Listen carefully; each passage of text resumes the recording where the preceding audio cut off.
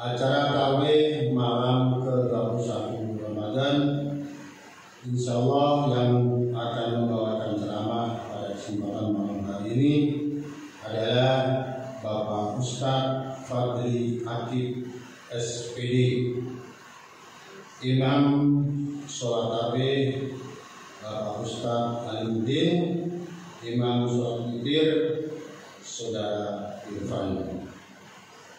Pembawa konsumsi berbuka puasa besok hari atau besok sore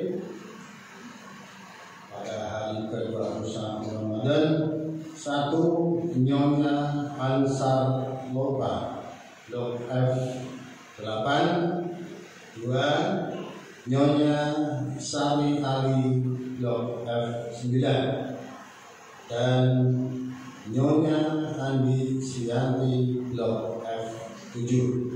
Kemudian dalam hadis ini juga Rasulullah mengatakan syarat yang kedua disebut sebagai muslim yang benar-benar muslim adalah orang lain harus terhindar dari gangguan tangan dan anggota badan kita yang lain. Jangan suka memukul, menendang atau mengganggu orang lain dengan anggota badan kita yang lain, supaya kita termasuk seorang muslim yang benar-benar menjadi muslim yang sejati. Yang ketiga, jemaah sekalian, cara kita menyebarkan kebaikan dengan akhlak mulia adalah satu kaidah yang disebut dengan as-sabru 'alal adza. Kaidah yang mungkin berat, tidak semua bisa dilakukan oleh manusia. As-sabru 'alal adza, bersabar di atas gangguan orang lain. Teman-teman, jangan lupa tonton terus sampai selesai. Dadah. Bye-bye. Assalamualaikum warahmatullahi wabarakatuh. Bismillahirrahmanirrahim. Alhamdulillahirabbil alamin. Shallallahu alaihi wasallam. Sayyidina wa maulana Muhammadin wa ala alihi wa sahbihi ajma'in. Bapak Ibu jamaah sholat Isya dan insya Allah sholat tarawih rahimahumullah, marilah kita panjatkan puji syukur kehadirat Allah atas karunia rahmat nikmat yang selalu diberikan pada kita. Alhamdulillah bahwa tadi kita telah menyelesaikan melaksanakan puasa hari ke-20, dan insya Allah kita masih akan malam ini mendengarkan ceramah sebelum melaksanakan sholat tarawih secara berjamaah. Salawat dan salam semoga selalu tercurah kepada junjungan kita Nabi besar Muhammad Sallallahu Alaihi Wasallam, Nabi terakhir, Nabi uswatul hasanah yang kita tunggu-tunggu syafaatnya insya Allah di kehidupan akhir. Bapak Ibu, sebelum kita mendengarkan ceramah, izinkan mewakili pengurus masjid menyampaikan beberapa hal. Yang pertama, penyampaian kas masjid. Pemasukan kas masjid Sunnah Baitullah sampai malam ke-20 adalah Rp6.386.000. Isi celengan malam ke-20 Rp51.000. Pengeluaran malam ke-20 Rp250.000. Jadi saldo malam hari ini adalah Rp6.187.000. Selanjutnya jadwal imsakiyah imsak atau menahan jatuh pukul 4.36 menit. Azan zuhur pukul 4.46 menit. Sementara azan maghrib atau waktu berbuka puasa pukul 18:09 menit. Acara tarawih malam ke-21 Ramadan insyaallah yang akan membawakan ceramah pada kesempatan malam hari ini adalah Bapak Ustadz Fadli Akib SPD, Imam sholat tarawih Bapak Ustadz Alimuddin, Imam sholat witir Saudara Irfan. Pembawa konsumsi berbuka puasa besok hari atau besok sore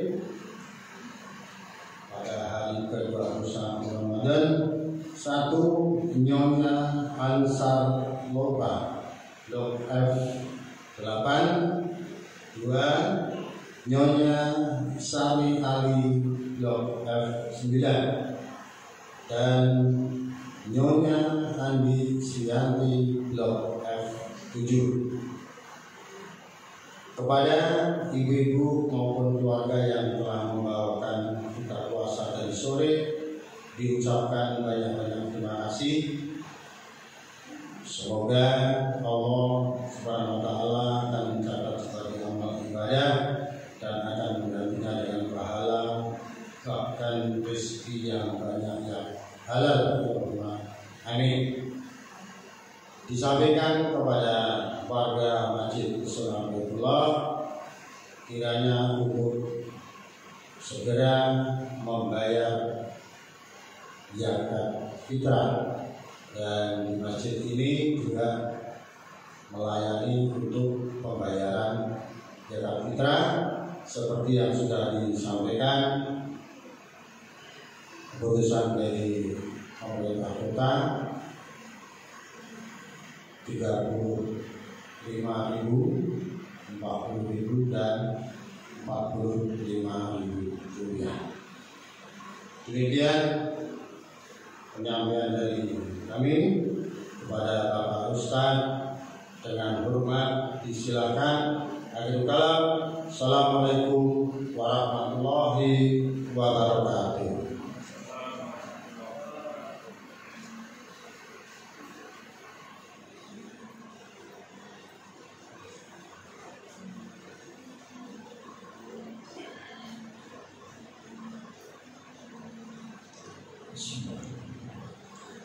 Assalamualaikum warahmatullahi wabarakatuh. Alhamdulillahi rabbil alamin wa bihi nasta'in ala umuri dunya waddin. Wassalatu wassalamu ala Rasulillah wa ala alihi wa sahabatihi wa man tabi'ahu bi ihsanin ila yaumil qiyamah. Amma ba'd, fa inna ahsanal kalami kalamullah wa khairal hadi hadi Muhammadin sallallahu alaihi wasallam. Bapak Ibu jamaah salat Isya dan tarawih yang semoga dimuliakan oleh Allah Subhanahu wa taala. Di kesempatan yang berbahagia ini, malam hari ini, malam yang ke-21 bulan Ramadan, kata yang pantas kita ucapkan yaitu pujian alhamdulillah. Sebagai seorang mukmin, sebagai seorang muslim, satu hal yang selalu kita syukuri adalah bagaimana Allah Subhanahu wa taala memberikan segala sesuatunya kepada kita. Maka tugas kita sebagai manusia adalah memberikan pujian atas rasa syukur kita. Pujian yang pertama itu dengan lisan kita, dengan mulut kita mengucapkan hamdalah. Kemudian dengan perbuatan anggota badan kita dapat melakukan atau memberikan pujian kesyukuran kepada Allah dengan melakukan ketaatan kepadanya. Salawat dan salam kita peruntukkan kepada Nabi Muhammad sallallahu alaihi wasallam, kepada keluarganya, kepada sahabat-sahabatnya, kepada tabi'in, atba'ut tabi'in, dan kepada semua kaum muslimin yang mengikuti tuntunan dan ajaran Rasulullah hingga yaumil akhir. Jamaah sekalian, Ramadan ini menjadi momentum yang paling terbaik bagi kita untuk mengasah kembali hubungan kita kepada sesama manusia, yang mana Rasulullah mengajarkan kepada kita semua bagaimana pentingnya menjaga rasa persaudaraan di antara kaum muslimin. Selain itu, salah satu di antara sebab yang paling utama ajaran Islam ini mudahnya tersebar di atas permukaan bumi, karena pada saat itu Rasulullah berdakwah dengan mengedepankan akhlaknya yang mulia. Makanya Allah memuji Rasulullah di dalam ayat-ayat di dalam Al-Quran. Ya, banyak pujian Allah kepada Rasulullah di dalam Al-Quran. Salah satunya Allah mengatakan, wa innaka la'ala khuluqin 'azim. Sungguh engkau Muhammad berada di atas budi pekerti yang luhur. Ini pujian Allah kepada Rasulullah. Kemudian juga ayat yang lain Allah mengatakan, fabima rahmatin minallahi linta lahum. Disebabkan karena rahmat Allah, engkau wahai Muhammad berlaku lemah lembut kepada mereka. Walaupun dapatkan ghalidhal qalbi lafaddu min hawlik. Andai kata sekiranya engkau berlaku kasar, berkeras hati, maka mereka itu akan lari menjauhkan diri dari kalian. Jamaah sekalian, kalau kita melihat ayat ini, bagaimana apa yang disampaikan oleh Rasulullah, yaitu ajaran Islam yang mulia, beliau menawarkan kepada orang lain dengan cara yang lemah lembut.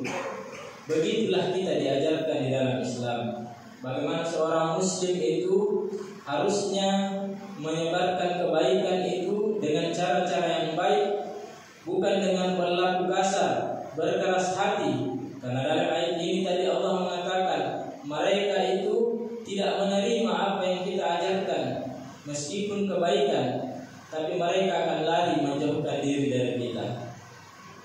Inilah pentingnya bagaimana kebaikan itu disampaikan dengan cara yang baik, yang kita kenal dengan yang namanya akhlak mulia. Inilah sifat yang dimiliki oleh Rasulullah, sehingga beliau terkenal bijaksana di dalam menyikapi kehidupannya.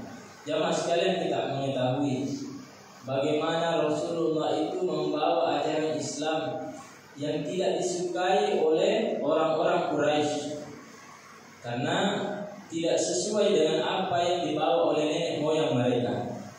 Tapi bagaimana orang-orang Quraisy mencintai Rasulullah dari akhlaknya, pribadinya. Mereka tidak dibenci, Rasulullah tidak dibenci karena pribadinya, tapi karena apa yang dibawa. Itu di awal-awal Rasulullah berdakwah.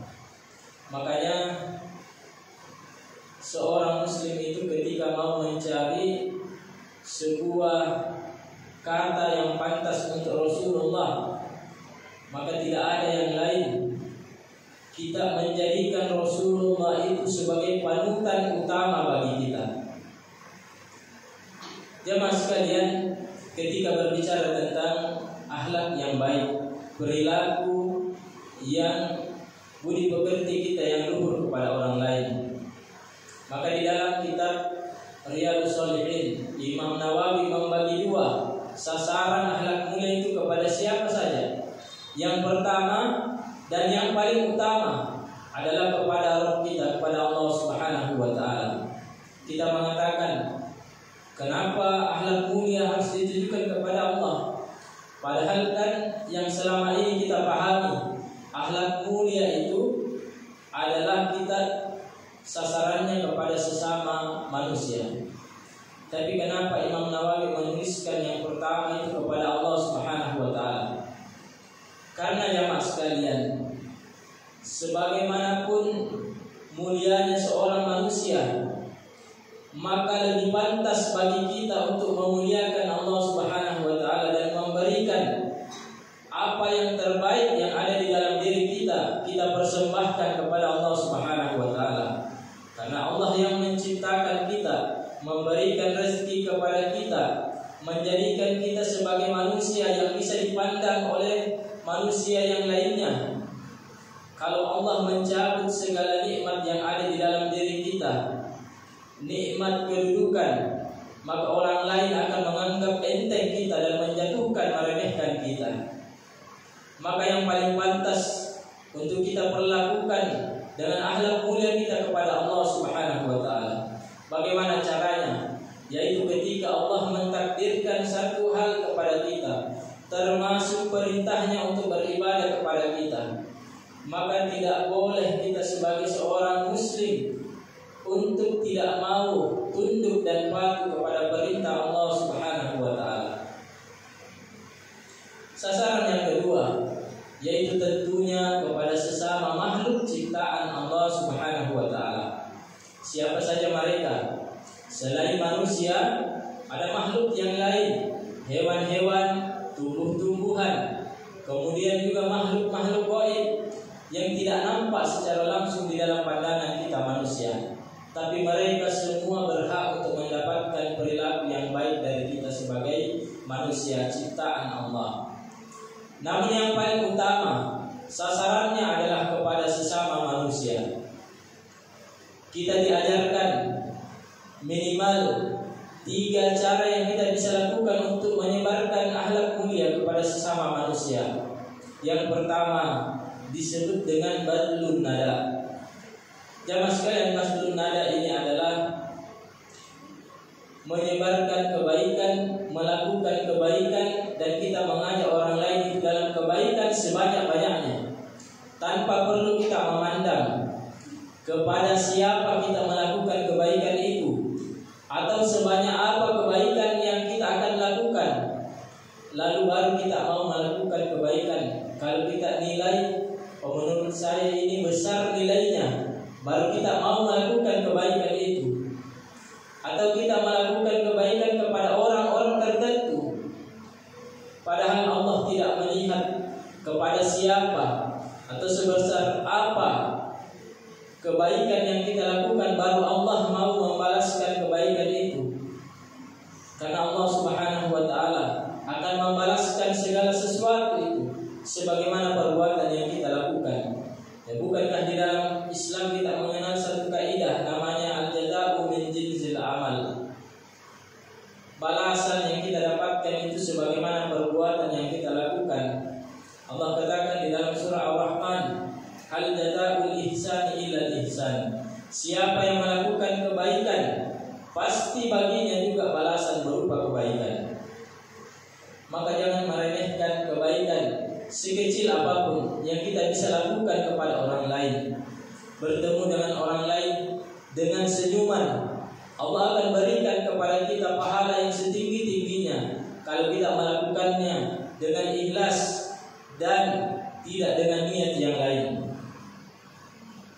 Kemudian yang kedua, cara kita berakhlak mulia jemaah sekalian disebut dengan kaful adza. Kaful adza ini adalah menahan diri kita untuk mengganggu orang lain. Tahan diri. Jangan menjadi penyebab orang lain terganggu karena kehadiran kita pada satu tempat. Kita harus introspeksi diri. Jangan-jangan kehadiran saya pada suatu tempat itu menyebabkan orang lain itu merasa terganggu. Kehadiran kita di tempat kerja kita menyebabkan orang lain merasa tidak senang karena perilaku buruk kita kepada mereka. Kita tinggal di lingkungan, di perumahan ini misalnya, orang lain merasa terganggu dengan keberadaan kita karena kita suka membuang sampah sembarangan misalnya, atau misalnya kita suka mencaci maki tetangga-tetangga kita. Maka kita harus introspeksi diri. Rasulullah mengatakan di dalam hadisnya, al-muslimu man salamal muslimuna min lisanihi wa yadihi. Kalau kita mau disebut sebagai seorang muslim yang hakiki, yang benar-benar muslim, maka orang lain itu harus terhindar dari dua hal. Apa itu jamaah sekalian? Yang pertama, orang lain harus terhindar dari gangguan lisan kita. Jangan suka mengganggu orang lain dengan lisan. Sedikit-sedikit kita sakiti orang lain dengan mulut kita, dengan lisan kita. Kita ganggu orang lain dengan memaki-maki, mengata-ngatai dengan sesuatu yang tidak pantas, lalu orang sakit hati. Ya, ingatlah apa yang telah kita sebutkan tadi. Balasan kita akan dapatkan sebagaimana perbuatan kita. May ya'mal su'an yujza bihi. Siapa yang melakukan keburukan, pasti baginya balasan berupa keburukan. Dan salah satu keburukan itu adalah memaki orang lain, mengata-ngatai orang lain dengan lisan kita. Kemudian dalam hadis ini juga Rasulullah mengatakan, syarat yang kedua disebut sebagai muslim yang benar-benar muslim adalah orang lain harus terhindar dari gangguan tangan dan anggota badan kita yang lain. Jangan suka memukul, menendang, atau mengganggu orang lain dengan anggota badan kita yang lain, supaya kita termasuk seorang muslim yang benar-benar menjadi muslim yang sejati. Yang ketiga jamaah sekalian, cara kita menyebarkan kebaikan dengan akhlak mulia adalah satu kaidah yang disebut dengan as-sabru 'alal adza. Kaidah yang mungkin berat, tidak semua bisa dilakukan oleh manusia. As-sabru 'alal adza, bersabar di atas gangguan orang lain. Kalau kita mendengarkan ini, kenapa kita harus bersabar? Kalau orang lain itu mengganggu kita, kenapa tidak langsung kita balas saja juga? Bukankah di dalam Islam kita diperbolehkan? Sebenarnya boleh. Kalau orang lain mengganggu kita, kita balas juga dengan sesuatu yang setimpal. Kalau orang pukul kita, sebenarnya kita juga boleh pukul dia, tapi dengan sesuatu yang setimpal. Itu di dalam Islam. Tapi Allah Subhanahu wa taala mengajarkan kepada kita, kalau kita menjadi seorang muslim, maka harusnya seorang muslim itu tidak suka menyimpan dendam di dalam dirinya, di dalam dadanya. Buatlah dada kita menjadi lapang, karena sesaknya dada seorang muslim itu karena terlalu banyak menyimpan dendam, padahal dendam yang dia simpan itu adalah kepada saudara muslimnya, yang harusnya kita perlakukan baik dan kita maafkan. Ketika mereka melakukan keburukan, kita menganggap bahwasanya mereka itu jahil dalam artian mereka tidak paham bahwasanya ada balasan dari Allah Subhanahu wa taala. Allah mengatakan di dalam Al-Qur'an, wala tastawil hasanatu walas sayyi'ah. Tidak pernah sama antara kebaikan dan keburukan. Idfa' billati hiya ahsan. Balaskanlah keburukan itu dengan kebaikan. Fa idzal ladzi bainaka wa bainahu adawah ka'annahu waliyyul hamim. Kalau kita balaskan keburukan orang lain dengan sesuatu kebaikan, maka di dalam ayat ini Allah Subhanahu wa taala justru mengatakan orang-orang yang tadinya benci kepada kita, mereka itu bisa menjadi teman yang setia, bahkan menjadi penolong bagi kita. Bahkan dalam salah satu ayat Allah mengatakan, mengajarkan kepada kita, tidak semua keburukan itu harus kita balaskan dengan keburukan. Allah mengatakan, wa idza khatabahumul jahiluna qalu salama. Kalau ada orang-orang yang suka mengganggu kalian, orang-orang jahil, maka katakan kepada mereka, qalu salama, semoga engkau mendapatkan keselamatan. Coba bayangkan jamaah sekalian, apakah selama ini ketika kita diperlakukan buruk, maka kita mendoakan dia semoga mendapatkan keselamatan? Karena kebanyakan manusia ketika diganggu orang lain, dia akan mengatakan semoga engkau mendapatkan musibah, semoga engkau mendapatkan celaka.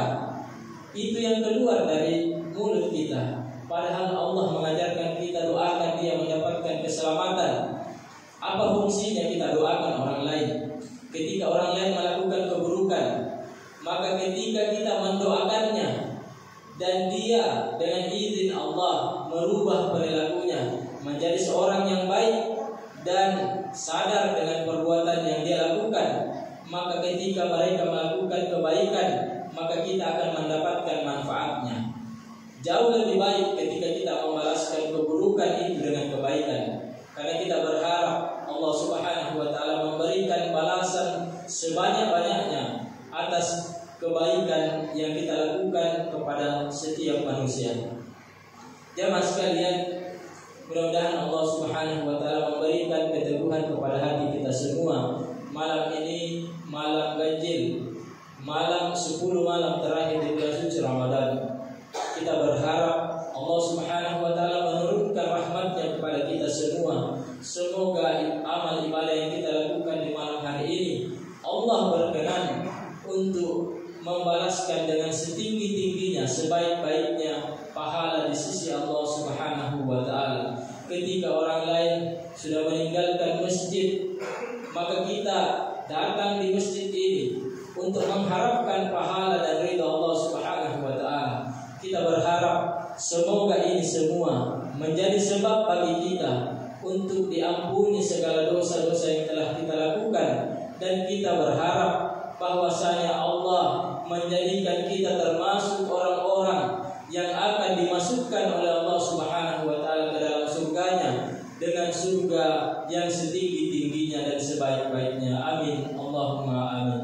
Subhanallahumma wa bihamdika asyhadu an la ilaha illa anta astaghfiruka wa atubu ilaik. Wa akhirul da'wana